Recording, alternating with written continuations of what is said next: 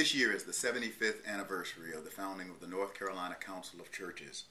I'm here with the Reverend George Reed, who is the Executive Director of the Council and who has served in that capacity for a number of years. Also with us, Walona Akinbade is the Health Program Associate with the Council, and the Reverend Jonah Kendall, our Diocesan Liaison to the Council and the Rector of St. Philip's Church in Durham. Thank you all for being with us. Thank you. George, tell us a bit about the work of the Council. Thank you, Bishop Curry. The Council has been in existence since 1935, and we're fixing to celebrate our 75th anniversary in a couple of months. From the founding of the Council, we've existed for two primary purposes. One is to promote and model Christian unity, and by that we talk in terms of bringing Christians together across the lines of denomination and race that have too long divided us. And the second purpose is to enable people of faith to work together on issues of justice and compassion and peace. In the early days, the Christian unity piece was just that the bishops wanted to know one another. They didn't know each other. And the peace and justice piece of it was primarily their shared opposition to segregation, but was probably not a majority position among white Christians in North Carolina in 1935. We now have a variety of programs working in several issues that we think are critical today. One is the program that Walona is heading, Partners in Health and Wholeness, a program designed to help congregations help their congregants to be healthier.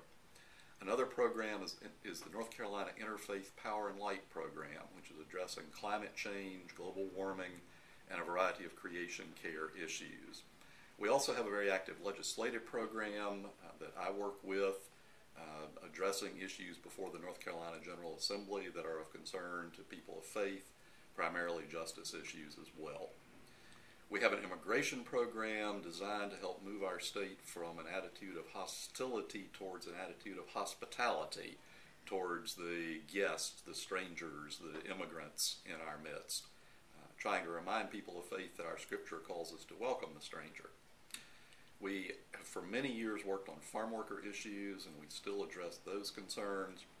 We are addressing sustainable agriculture through a program called Come to the Table, and we have a peace program addressing peace, torture, and other related issues here in North Carolina. Jonah, tell us a little bit about your role as the Diocesan Liaison to the Council. Thank you, Bishop. Yes, well, I'm delighted to be serving as the Diocesan Liaison to the State Council of Churches. Bishop Curry has often talked about how we as a diocese need to reflect the people of North Carolina.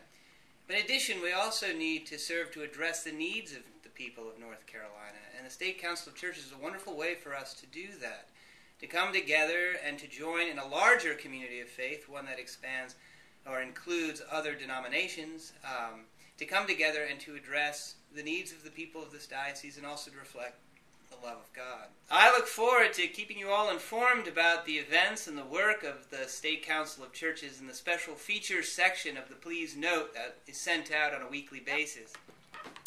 George, you have a couple of special events coming up. Tell us about those. Thank you. We have two events in May that we'd like to invite all interested parties to attend.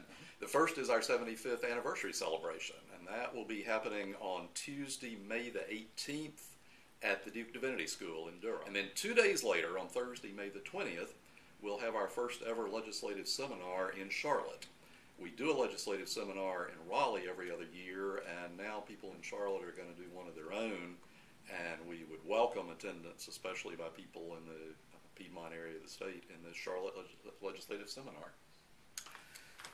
George, Walona, Yes. Jonah, thank you. Thank you. In the special features section, look for Jonah's posting of various ways that you can be involved in the work of the Council.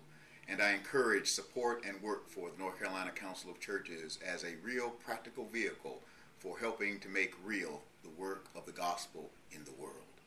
God bless you and keep the faith.